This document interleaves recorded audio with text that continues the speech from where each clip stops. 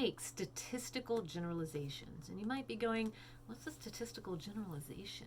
Okay, a statistical generalization, next one over, is inference drawn from the actual statistical evidence, right? So based on this information, these statistics, we can actually make a generalization. This is the statistical evidence right here. My generalization based on this information is statistical generalization. So I'm able to make an inference. I'm able to make a conclusion, in a sense, about what I know based on this information. It is right there. There's a lot of it. It keeps going. As you can see, it would go even further. The more I even found out, the more I'd know. But at this point, you can see that's the information. That's the point we're looking for there. Okay, so characteristic of interest. Okay, what are we looking for? A characteristic of interest is a specific question that a researcher is seeking to answer. It's a question that the researcher is seeking to answer. Considering a given population. I stuttered on that because it's an awkward statement, but let me rephrase that. So it's a question that a researcher is trying to find the answer to, okay, given a particular population. Okay, they want to find out based on a whole population, what's the answer? Okay, and in order to do that, you really need to find a character of interest. It's a very specific question that you want to ask based on a population. We're going to give some examples in a little bit. So that characteristic of interest, that's that thing that you really want to know, that question you want to answer, also relates to a target population. So to really ask the question, you really have to have a population in which you are going to research. So a target population is the group the researcher wishes to generalize. Okay, so a characteristic of interest could be the whole campus, the whole Butte College campus, those who attend the actual campus. Okay, I know we're not doing that right now, but at the time, when you imagine when everyone is gathering at the campus, that would be considered a target population based on a question we're going to ask in just a second. Okay, the characteristic of interest is the people of which we're going to ask the question about, and I'm going to give you an example of that. Okay, so now we have a target population. This whole entire campus. Okay, so the whole campus is the target population. But now we need a sample of that to kind of answer a question. We need a sample of all those students, okay? So a sample are members of that population. So it'd be people within the Butte community that go to class, on campus. The members of the target population who are studied by the researcher. Okay, well, I'm going to be the researcher right now. Okay, so I'm going to explain this in just a second, but I'm giving you kind of the definitions. There's also what we call biased, and that's the sample does not reflect the random representation of that target population. Okay, some of you might be going, what? Work with me here. Okay, so the random is a condition that allows every member of that target population to have an equal chance. Everyone has the chance of being chosen as part of the sample. Okay, so that's how we know it's random. Biased would be not going through the whole campus and picking out people. It would be a very small group that you pick. Okay, so my simplification for this is that the characteristic of interest is, what do we want to find out? What is the question here? What do we want to know? Now, the target population that I need to get information from is, who am I asking, right? Whom do I want to know about? What do I want to know, right? What do I want to know, which is my character of interest. And then what do I want to know about them? Okay, and then my sample is going to be, whom do I study to get the accurate answers for my entire target population? Okay, so I'm going to give you kind of let's see here. I'm going to go back just a little bit. And I'm jumping around just a little bit because it's kind of hard to explain this. Let's go over a sample really quick. And I'm going to cover the sample and then kind of give you maybe a hypothetical question we can ask. And you can tell me, is it biased? And what is it we need to know about how to get the sample? Okay, so a sample it needs to represent the whole target population. So again, if I'm the target population here, we're going to say is all of Butte campus. Okay, that's my target population. So that way we're kind of honing in a little bit, but it's still big enough to where we can get a really good sample. And if you go on page 134, you're going to actually see a picture. It's like a little oval picture, and it has a bunch of little squares that are squares and circles and triangles, and some are white, some are green, and some are red within this area. Now, that would be the whole target population, right? So the whole target population is these colored squares. Maybe imagine it's all of Butte campus. Now, what we need to do is take a sample of that target population. And in order to do that, you have to make sure that you need to reflect the entire target group. So if I'm taking all this information from campus, if I just went to one classroom with one, again, maybe it's English class, right? So I go, this whole target population, I got all of campus, whether it's on Chico and it's on Butte, and I just go to one class, and it's at the Chico Center, right? And it's this one class, it's an English class, it's English 11, it's very specific, and I just get that target group, and I ask everyone within that class this specific question. Is that going to be a true sample of all of campus? Again, this class is at the Chico Center. It's not even at big campus, so it's also going to be smaller. It's in the afternoon, or it's in the morning. So, people who might not have to have a day job, they might have a night job.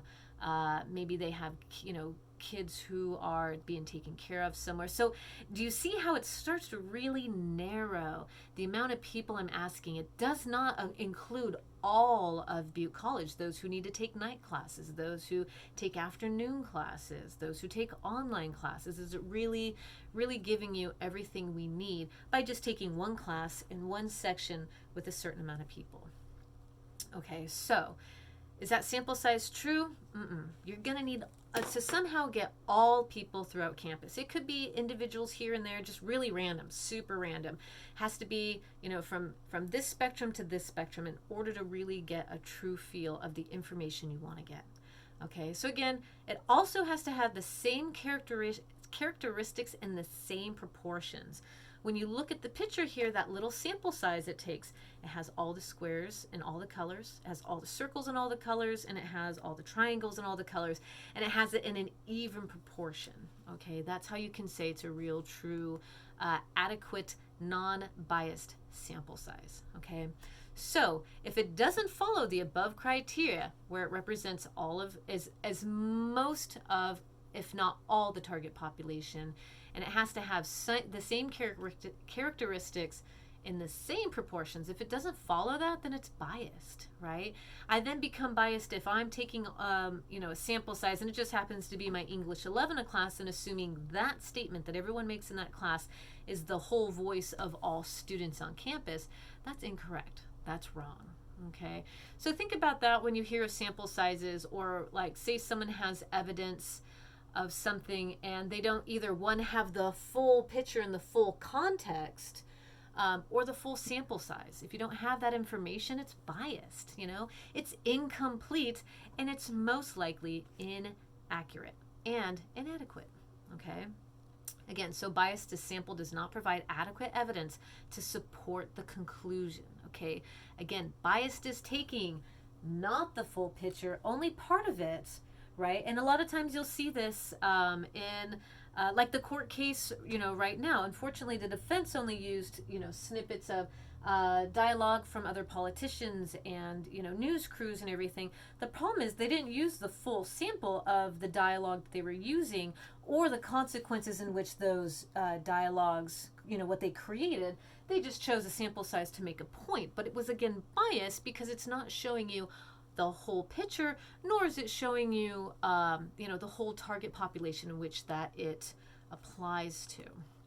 Okay, so now when we talk about random, I want you to understand that random here allows you to use a smaller sample size. So rather than survey every student at the campus, every single student at the campus, if you go ahead and survey all of them, then you can sit and say, okay, so instead of doing all of them, you can do random sample sizes, all right? And those can be smaller, but when we talk about random, we mean random. Like, it can't just be one classroom. It has to be, students in the morning, students in the afternoon, students in the evening, just as random as you can get, okay?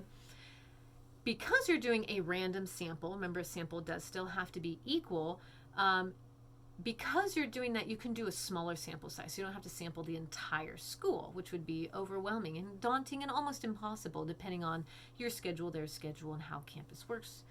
All right, so every member of the target population has an equal chance of being chosen as part of the sample. So in order for it to be random, anyone at any time, any place should be able to be, reached out to and asked for, whether the question or, used as a sample in the sample size. Truly random sample is generally representative of the target population. Again, the target population would be all of Butte campus. And a random sample is representing of that population. So if it's going to be random, it has to literally look like the rest of the campus in some way, shape, or form. Random samples of target population reduces the possibility of errors. So the more random, the more 100%, the bigger picture we're able to see. So the more random, the better, okay? Margin of error decreases as the random representative sample increases. Okay, so the more random, the more margin of error starts to narrow down, and then, we don't have to worry about it as much because we're doing such a good random sample throughout that target population. Alrighty, so here's where me talking about the campus in our class comes into play, because I'm going to start asking some questions. And I know we're not in class. A lot of these are in class type of activities, but maybe I'd like you to think to yourself, if you were to answer these questions, how would you answer them? So I would be answering the following questions to all of you. And the question would be, first and foremost, how often do you chew gum? So take a minute, think about it. I know you're taking notes because that's what you do, because you're English 11 and you've done school before. So take a note and think about, how often do you chew gum? Okay. The next question then might help you answer that by asking you, how much gum do you chew? Do you chew gum every other day, once a week, once a month, never? And if you do chew gum, how much do you chew per day, per week, per month? Is it like my husband, who finally quit smoking but now is on to gum, chews gum all day, every day, and he just... I told him that the other day. I was like, babe, I love you, but this is how you sound. He's like, oh, I sound like that. I'm sorry. And I feel really bad to tell him that. It's like nails on a chalkboard over here. So this is not in relation to him and his gum chewing, but I thought about it just now. So how much gum do you chew per week? Him, any chance he has, he's got gum in his mouth. So his gum chewing is probably pretty high for most people who chew gum, at least morning, noon, and night. All right, so we could put that down for him. And then, how do you dispose of your gum? My question to you is, do you actually throw it in the garbage can? I would hope you do. Sometimes things happen. Do you swallow it? I hope he's not swallowing that gum, because it's nicotine gum, and my God, I don't know what that would do to you. And do you stick it to something? Walking by, you just stick it. You stick it under the desks.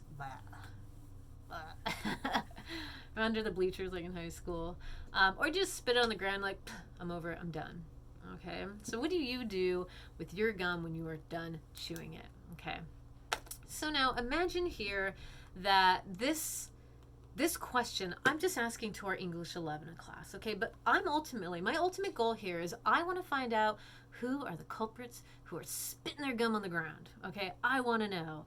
But I'm going to ask random questions, random samples, just to kind of see, like, who might be the culprits here? Is it my husband who chews gum all the time? Is he spitting it out in a napkin and throwing it away? Is he spitting it on the ground? Like, what's he doing with that gum? Would he be considered a culprit if he's on campus and he's walking around chewing all his gum, right?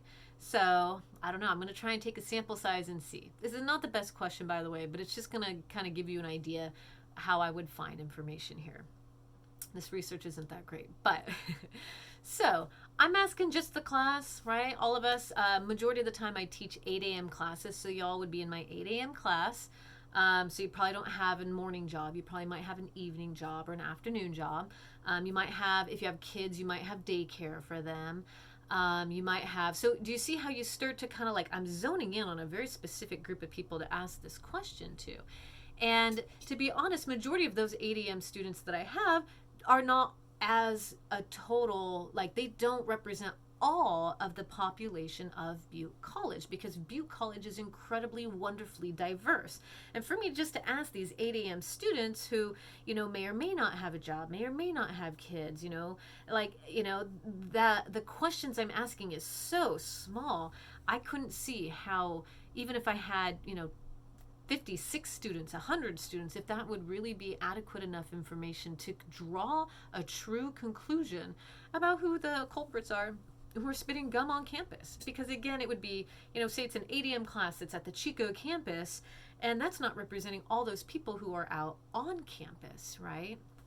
So, that being the case, again, small classroom, early morning class, just maybe like 30 of us. This is the sample that I use to draw my conclusion about who the culprits are who are spitting out their gum. Okay?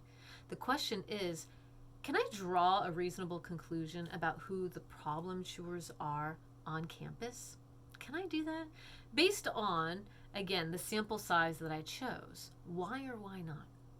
So take a minute and kind of think. You can pause me if you need and ask, is it true, is it possible that I found enough evidence based on my class size to pretty much draw a conclusion for all of Butte campuses?